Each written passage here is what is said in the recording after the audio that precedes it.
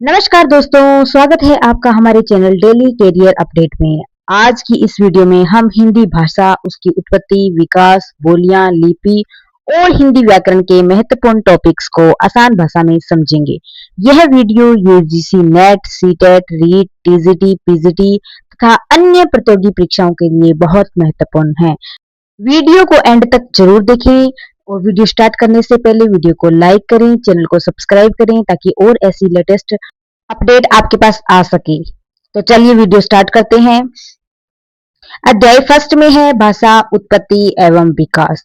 तो दोस्तों, भाषा वह माध्यम है जिसके द्वारा मनुष्य अपने विचारों और भावों को व्यक्त करता है। भाषा है तभी विचार और भाव है वो एक दूसरे से हम व्यक्त कर सकते हैं। भाषा अगर न हो तो हम हमारे जो भाव और हमारे जो विचार सोच हम एक दूसरे को आपस में विचार व्यक्त नहीं कर सकते। भाषा का विकास धीरे धीरे हुआ है। दोस्तों, भाषा का विकास भी धीरे धीरे हुआ है और धीरे धीरे ही भाषा अपने अब जो वर्तमान स्वरूप में आई है।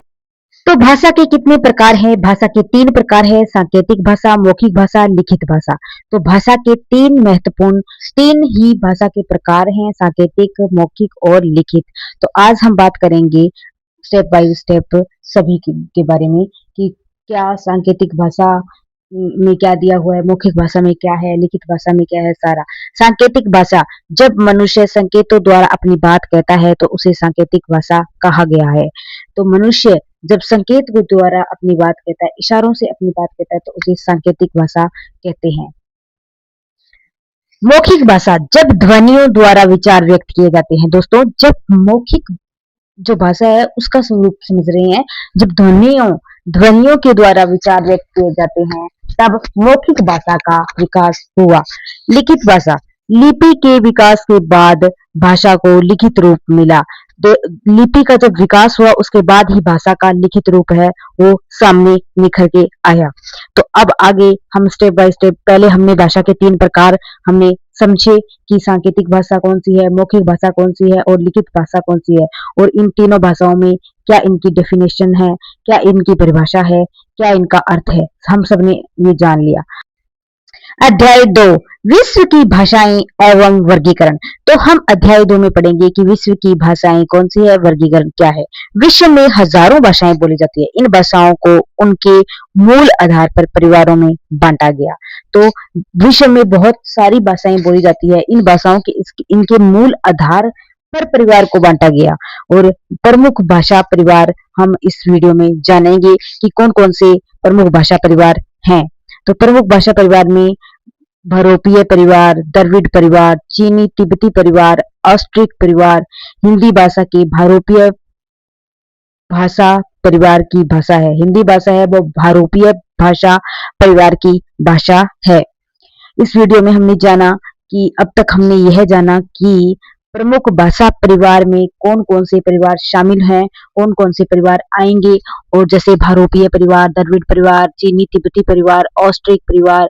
हिंदी भाषा भारोपीय भाषा परिवार की भाषा है। तो हिंदी भाषा किस परिवार की भाषा है? भारोपीय भाषा परिवार की भाषा है। भारतीय आर्य भाषाएं, अध्याय 3, भारतीय आर्य भाषाएं। भारतीय आर्य भाषाओं का विकास 3 चरणों में माना जाता है। प्राचीन भारतीय आर्य भाषा, प्राचीन भारतीय आर्य भाषा, इसमें वैदिक संस्कृत, लौकिक संस्कृत आती है। तो प्राचीन जो भारतीय आर्य भाषा है उसमें वैदिक संस्कृत और लौकिक संस्कृत शामिल है। तो हम पढ़ रहे हैं भारतीय आर्य भाषाएं। तो भारतीय आर्य भाषाओं के 3 चरण हैं जिसमें से हमने पहला चरण इसमें रीड कर लिया। तो वैदिक संस्कृत, लौकिक संस्कृत आती है। नेक्स्ट स्लाइड पे चलते हैं। देखिए, ये video CTET, TGT, PGT, REET, second grade, first grade सबके लिए मोस्ट इंपोर्टेंट वीडियो है, मोस्ट इंपोर्टेंट क्लास है। इसे आप जरूर देखें क्योंकि इसे देखने से आपके बहुत सारे कॉन्सेप्ट क्लियर हो जाएंगे। कॉन्सेप्ट क्लियर होने के बाद में क्वेश्चन चाहे 4 ऑप्शन 4 हो, चाहे मिलान करने वाले हो, कथन कारण वाले हो, आप उसको पक्का सही करेंगे। मध्यकालीन भारतीय आर्य भाषा, मध्यकालीन भारतीय आर्य भाषा में क्या आएगा? तो इसमें पाली, प्राकृत, अपभ्रंश भाषाएं आती है। आधुनिक भारतीय, नंबर 3, आधुनिक भारतीय आर्य भाषा। तो आधुनिक भारतीय आर्य भाषा में कौन सी भाषाएं शामिल है? तो इसमें हिंदी, बंगाली, पंजाबी, गुजराती आदि भाषाओं का विकास हुआ। हम दोस्तों पढ़ रहे हैं हिंदी भाषा का विकास, उद्भव और प्रकृति, इसका महत्व, इसके क्या-क्या बिंदु है वो हम डिस्कस कर रहे हैं इस वीडियो में। तो ये वीडियो हेल्पफुल रहने वाली है, पूरी वीडियो को देखें, स्किप न करें, क्योंकि जितना आपका कॉन्सेप्ट क्लियर होगा उतना आपका फायदा होगा। और आप इस वीडियो को शेयर करें ताकि और भी ऐसे मतलब जो है जो यूट्यूब से देखकर पढ़ रहे हैं उनको कोई परेशानी ना हो। तो ये पुण्य का काम आप भी कर सकते हैं। तो जितना ज्यादा ज्ञान को बांटोगे उतना ज्यादा ज्ञान हमें ज्ञान की वृद्धि होगी और भगवान का भी आशीर्वाद रहेगा। तो आगे चलते हैं कि आगे कौन कौन से कॉन्सेप्ट हमें क्लियर करने हैं, कौन कौन से फैक्ट क्लियर करने हैं, तो चर्चा करते हैं। अध्याय 4, हिंदी व्युत्पत्ति और अर्थ। हिंदी शब्द का संबंध हिंद शब्द से माना जाता है। हम हिंदी जो शब्द है उसकी व्युत्पत्ति और अर्थ के बारे में डिस्कस कर रहे हैं। इस फैक्ट को, इस कॉन्सेप्ट को हम क्लियर करेंगे। तो फारसी भाषा में सिंधु नदी के जो पार रहने वाले लोगों को हिंद कहा जाता था। तो हिंदी शब्द का संबंध हिंद शब्द से माना जाता है। फारसी भाषा में सिंधु नदी के पार रहने वाले लोगों को हिंद कहा जाता था। हिंदी भारत की प्रमुख भाषा है। यह देवनागरी लिपि में लिखी जाती है।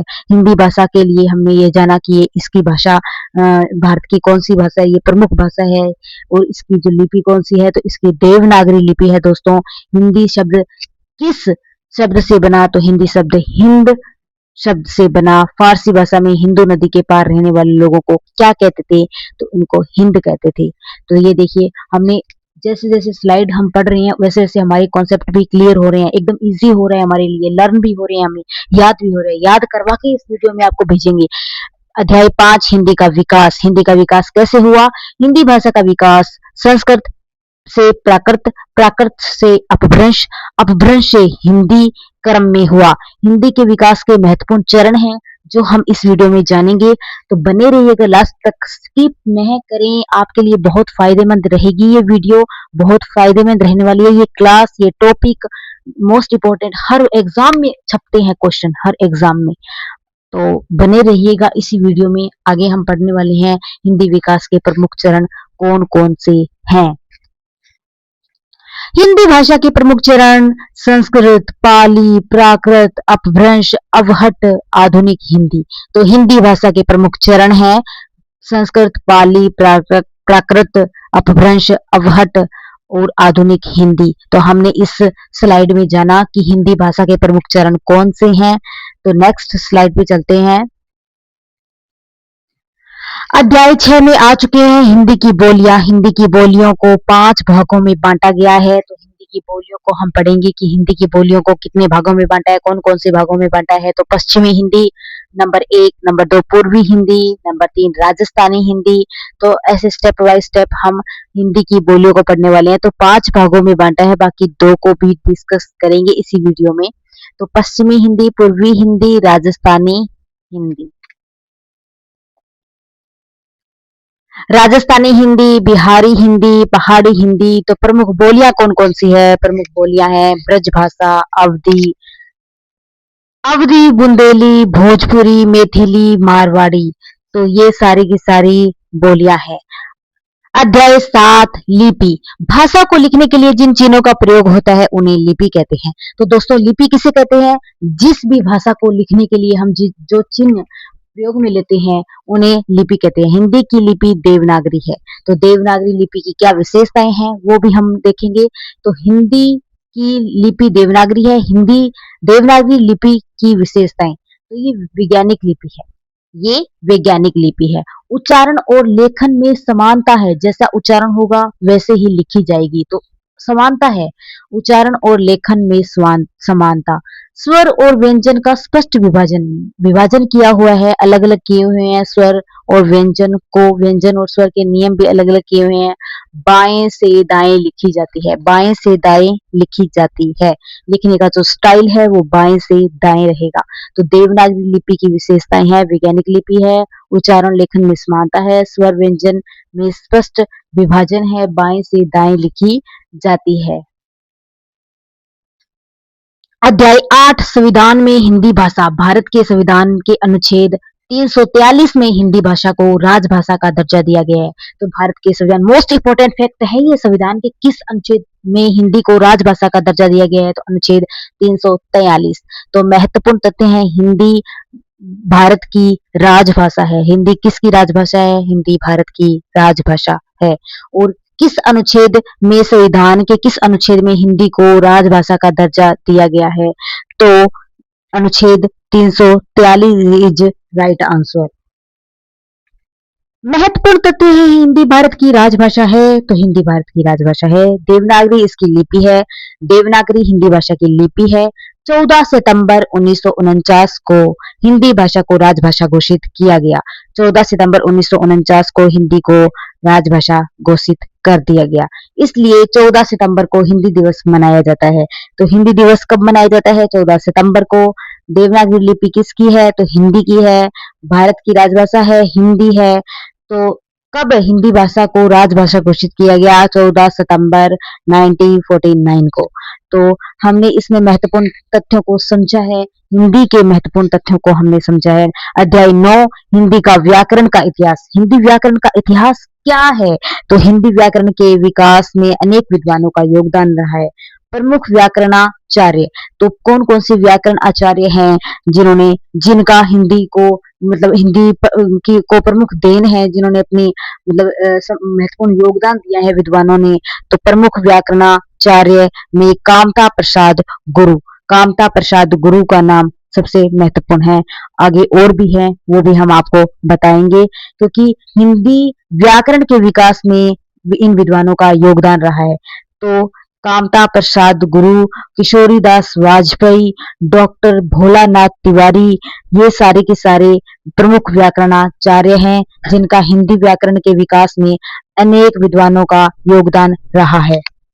अध्याय 10 की बात करें, हिंदी ध्वनियों का वर्गीकरण। तो हिंदी में ध्वनियों को दो भागों में बांटा है। हिंदी में ध्वनियों को दो भागों में बांटा है। स्वर ए, आ, ई, उ आदि, तो इनको स्वर के रूप में बांटा है। और व्यंजन के रूप में किसको बांटा है, ये भी बताएंगे।